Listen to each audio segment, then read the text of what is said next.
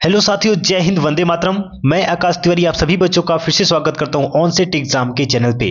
जितने बच्चे SSC GD, SSC MTS और सीजीएल टायर 2 एग्जाम की तैयारी कर रहे हैं, सभी बच्चे जल्दी से क्लास में जुड़ जाएंगे। ये सेशन साथी हमारा अंतिम वार का सेशन है, जो कि 30 दिन में 30 पेपर का हमारा यहाँ पे टारगेट है। साथ ही आज के सेशन में हम जीके जीएस का मॉडल पेपर 3 डिस्कस करने वाले हैं। हम 62 क्लास ऑलरेडी कर चुके हैं इसी चैनल पे, तो जाके उसको अटेंड करिए। आज के सेशन में मॉडल पेपर 3 डिस्कस करेंगे, जो कि पिछले साल एग्जाम में पूछा गया क्वेश्चन पेपर है। इस पेपर में टोटल हम 20 प्रश्न का डिस्कशन करेंगे। आपको सभी प्रश्न का कमेंट में राइट आंसर करते हुए चलना है। तो एक बार जितने भी बच्चे क्लास को देख रहे हैं, जल्दी से एक बार सेशन को लाइक करके बच्चे शेयर कर देंगे अपने सभी साथियों के पास जो जीडी, एमटीएस और सीजीएल की तैयारी कर रहे हैं, ताकि सभी बच्चे जल्दी से क्लास में जुड़ जाएं। तो चलिए बच्चों, जीके का क्वेश्चन नंबर फर्स्ट देखते हैं। बच्चों, प्रत्येक क्वेश्चन के लिए आपको 10 सेकंड का समय मिलेगा क्वेश्चन को पढ़ने के बाद। जितना टाइम आपको एग्जाम में मिलेगा उतना ही टाइम मैं यहाँ पे आपको दे रहा हूं, ताकि आप अपने आंसर करने की स्पीड को बढ़ा सकें। ठीक है बच्चे, चलिए क्वेश्चन नंबर फर्स्ट। राउफ कहाँ का प्रसिद्ध लोक नृत्य है? देखिए, एसएससी 2019 का फर्स्ट शिफ्ट में पूछा गया पेपर है। देखिए, पूरा पेपर हम प्रीवियस ईयर पेपर का ही डिस्कशन करते हैं, लेकिन आज मैं यहाँ पे लिख के लाया हूँ एसएससी 2019 फर्स्ट शिफ्ट पेपर, ताकि आपको विश्वास बना रहे। चलिए बच्चे, राउफ कहां का प्रसिद्ध लोक नृत्य है? उड़ीसा, पंजाब, राजस्थान या फिर जम्मू कश्मीर?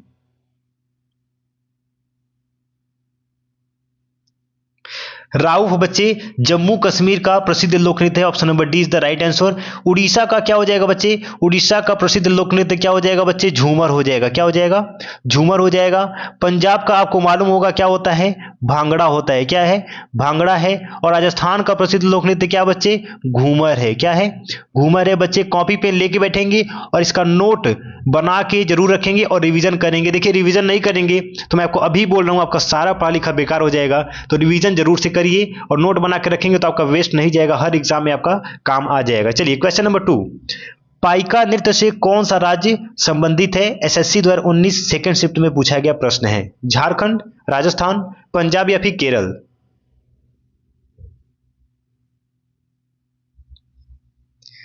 पाइका नृत्य किस राज्य संबंधित है बच्चे? ऑप्शन नंबर ए हो जाएगा, झारखंड का ये नृत्य है।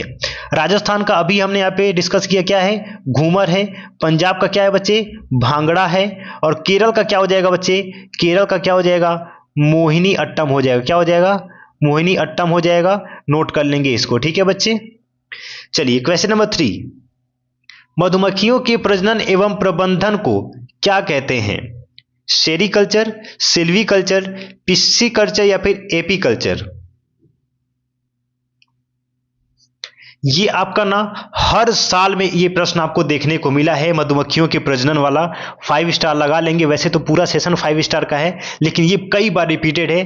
क्या बोलते हैं मधुमक्खियों के प्रजनन एवं प्रबंधन को बच्चे? एपीकल्चर बोलते हैं। Option number D. आप एग्जाम देने जाएंगे तो ये आपको 100% क्वेश्चन ये देखने को मिलेगा, एपीकल्चर बोलते हैं बच्चे। बाकी यहाँ पे देख लेंगे, सेरीकल्चर किसको बोलते हैं ये भी पूछा जा सकता है। रेशम के कीड़ों को पालकर उनसे रेशम निकालने की प्रक्रिया को सेरीकल्चर बोलते हैं। सिल्वीकल्चर किसे कहते हैं? वन फसलों को उगाने और उनकी खेती करने का विज्ञान और कला है। पिस्सीकल्चर बच्चे मछली पालन या मछली कृषि वर्ष होता है। ठीक है ना बच्चे, चलिए एक बार सभी बच्चे सेशन को लाइक करके शेयर कर देंगे बच्चे जल्दी से। लाल रक्त कणिकाओं का औसत जीवन काल लगभग कितने समय का होता है? 100 से 200 दिन, 100 से 120 दिन, 160 से 180 या फिर 150 से 200 दिन?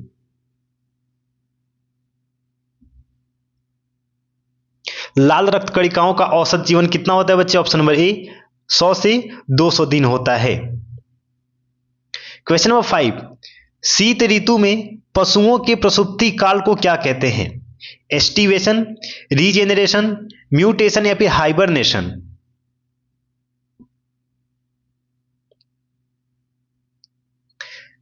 ऑप्शन नंबर क्या हो जाएगा बच्चे? डी हो जाएगा, हाइबरनेशन कहते हैं। किसको? शीत ऋतु में पशुओं के प्रसूति काल को हाइबरनेशन कहते हैं। चलिए, एस्टिवेशन किसे कहते हैं बच्चे? यहाँ पे सब कुछ डिस्कस करेंगे, कुछ भी हम छोड़ेंगे नहीं यहाँ पे। एस्टिवेशन गर्मी की गर्मी और सूखेपन से प्रेरित सुस्ती या निष्क्रियता की स्थिति या अवस्था क्या कहलाती है? एस्टिवेशन कहलाती है। रीजनरेशन किसे कहते हैं? किसी चीज को फिर से बनाना या फिर नया रूप देना। म्यूटेशन मतलब किसी जीव के डीएनए अनुक्रम में परिवर्तन होता है। चलिए क्वेश्चन नंबर 6, भूमि का जल मूल रोमों तक किस दबाव से पहुंचता है? वायुमंडलीय दबाव, कोशिका दबाव, परावर्तन दबाव या फिर मूल दबाव?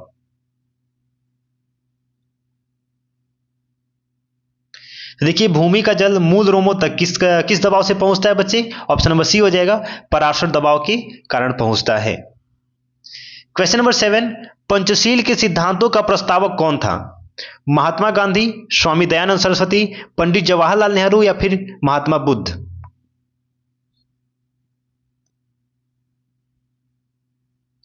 पंचशील के सिद्धांतों का प्रस्तावक पंडित जवाहरलाल नेहरू थे। कौन थे? पंडित जवाहरलाल नेहरू। एक बार सभी बच्चे सेशन को लाइक करके शेयर कर देंगे, जल्दी से लाइक करके बच्चे शेयर कर दीजिए और चैनल को सब्सक्राइब कर लीजिए। यहाँ पे हिंदी का प्रीवियस ईयर पेपर का डिस्कशन डेली सुबह आपका 8 बजे कराया जाता है इसी चैनल पे, तो चैनल को सब्सक्राइब करके रखेंगे। गुरु गोविंद सिंह द्वारा खालसा पंथ की स्थापना किस वर्ष में की गई थी? 1699, 1707, 1657 या फिर 1599?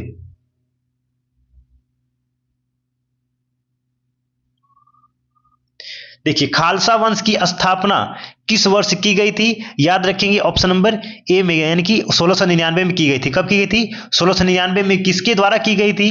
तो गुरु गोविंद सिंह द्वारा की गई थी। याद रखेंगे किस डेट को किया गया था, तो यह भी आपसे पूछा जा सकता है, तो याद रखेंगे बच्चे 13 अप्रैल 1999 में। ठीक है ना, पूरा यहां पे नोट कर लेंगे। चलिए क्वेश्चन नंबर 9, महात्मा गांधी ने वर्ष 1916 में साबरमती आश्रम की स्थापना कहां की थी?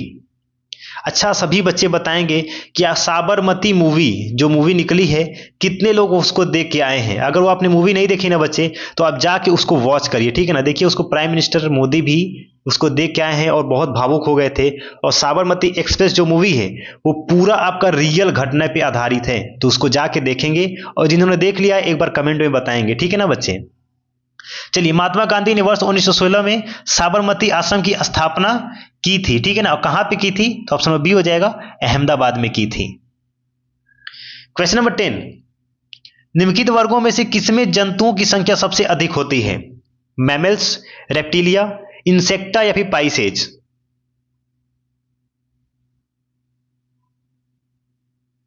The right answer is option number C, Insecta में जंतुओं की संख्या सबसे अधिक पाई जाती है। क्वेश्चन नंबर 11, महात्मा गांधी के 5वें पुत्र किस नाम से जाने जाते हैं? गोकुल भाई भट्ट, जमुनालाल बजाज, भोगीलाल पंड्या या फिर विजय सिंह पाठक? अब देखिए जिसको पता होगा वो तो बोलेगा भाई महात्मा गांधी जी के तो 4 ही पुत्र थे। एक सेकेंड रुकिए, हाँ 4 ही पुत्र थे, 5वां पुत्र कहां से आ गया?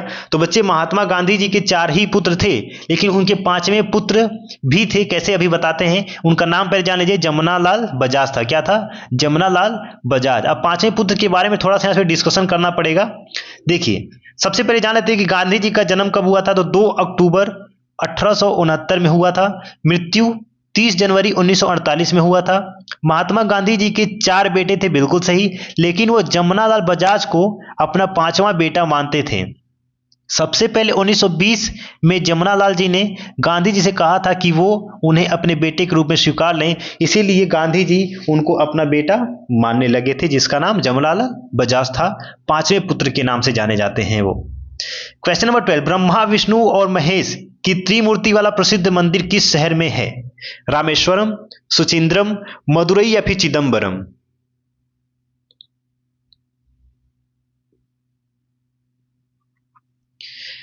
जबकि ब्रह्मा विष्णु और महेश की त्रिमूर्ति वाला प्रसिद्ध मंदिर सुचिंद्रम में है। Option number B is the right answer. Rameswaram में कौन सी मंदिर है? सभी बच्चे कमेंट में जरा लिख के बताएंगे। और देखिए क्वेश्चन का आंसर देने से पहले आप क्वेश्चन नंबर वहां पे जरूर टाइप कर दिया करिए, ताकि मैं आपके आंसर को वेरीफाई कर पाऊं, ठीक है ना। रामेश्वरम में कौन सा मंदिर है? सभी लोग बताएंगे। वर्धमान महावीर तीर्थंकर थे कौन से नंबर के? 22वें, 23वें, 24वें या फिर 25वें?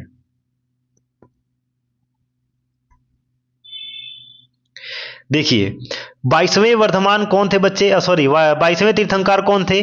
देखिए यहां पे हम सब डिस्कस कर लेते हैं। 22वें आपका कौन हो जाएंगे? भगवान नेमीनाथ। कौन हो जाएंगे बच्चे? नेमीनाथ हो जाएंगे। 23वें कौन थे बच्चे? 23वें आपका कौन हो जाएगा बच्चे, याद रखेंगे 23वें आपका हो जाएगा श्री पार्श्वनाथ हो जाएगा। कौन हो जाएगा, श्री पार्श्वनाथ हो जाएगा। और 24वें कौन हो जाएगा बच्चे, 24वें में आपका हो जाएंगे वर्धमान महावीर तीर्थंकर, 24वें तीर्थंकर हैं। और 25वां तीर्थंकर कोई नहीं है, क्योंकि 24 ही तीर्थंकर पूरा है, ठीक है ना। चलिए अगला प्रश्न देखते हैं। क्वेश्चन नंबर 14, उत्तराखंड राज्य का प्रसिद्ध कॉर्बेट नेशनल पार्क निम्नलिखित में से किस जिले में स्थित है। बहुत ही इंपॉर्टेंट क्वेश्चन है ये, इससे आपका 2-3 प्रश्न पूछा जा सकता है। देखिए कॉर्बेट नेशनल पार्क सबसे पहले बताएंगे किस जिले में स्थित है, नैनीताल, चमोली, अल्मोड़ा या फिर हरिद्वार।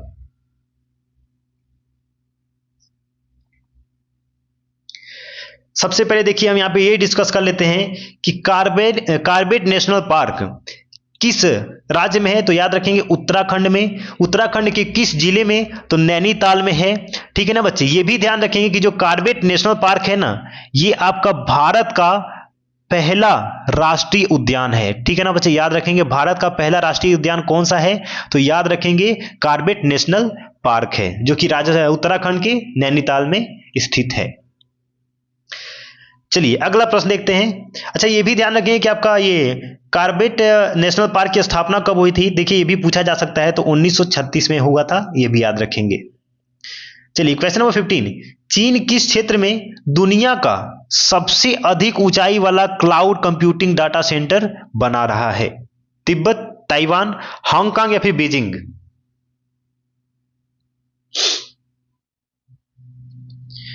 बच्चे ऑप्शन नंबर ए हो जाएगा तिब्बत, ठीक है ना। ये दुनिया का सबसे ऊंचा क्लाउड कंप्यूटिंग डेटा सेंटर बन रहा है, जहां पे लगभग अमेरिकी डॉलर 1.7 बिलियन रुपए खर्च किए गए हैं। और यह कितने वर्ग मीटर में फैला हुआ है, तो यह भी याद रखेंगे बच्चे 6,45,000 किलोमीटर वर्ग मीटर में यह फैला हुआ है। कितना, 6,45,000 वर्ग मीटर में।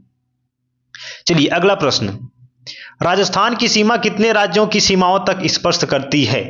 5, 4, 6 या फिर 8।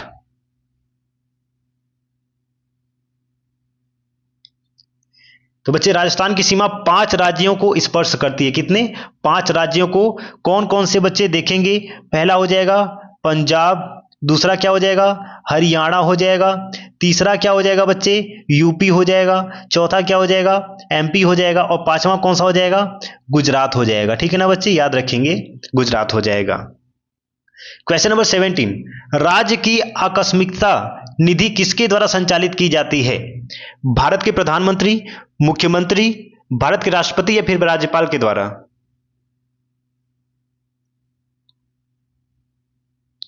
Option number D is the right answer, राज्य का राज्यपाल द्वारा। चलिए एक बार सभी बच्चे सेशन को लाइक कर दीजिए। बच्चे आप लोग लाइक नहीं करते हैं। देखिए मैं आपसे कुछ नहीं बोलता हूं, बस लाइक करके शेयर कर देंगे बच्चे जल्दी से। मुस्लिम धर्म में किस अंक को शुभ माना जाता है। 777, 786, 789 या फिर 780।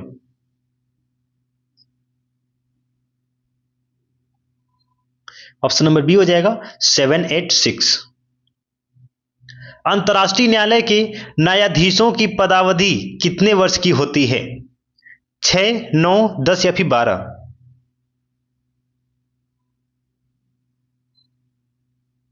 ऑप्शन नंबर बी हो जाएगा 9 वर्ष की होती है। क्वेश्चन नंबर 20, आज का अंतिम प्रश्न, पृथ्वी के वायुमंडल का सर्वाधिक घनत्व किस पर होता है। क्षोभ मंडल, आयन मंडल, समताप मंडल या फिर कोई नहीं।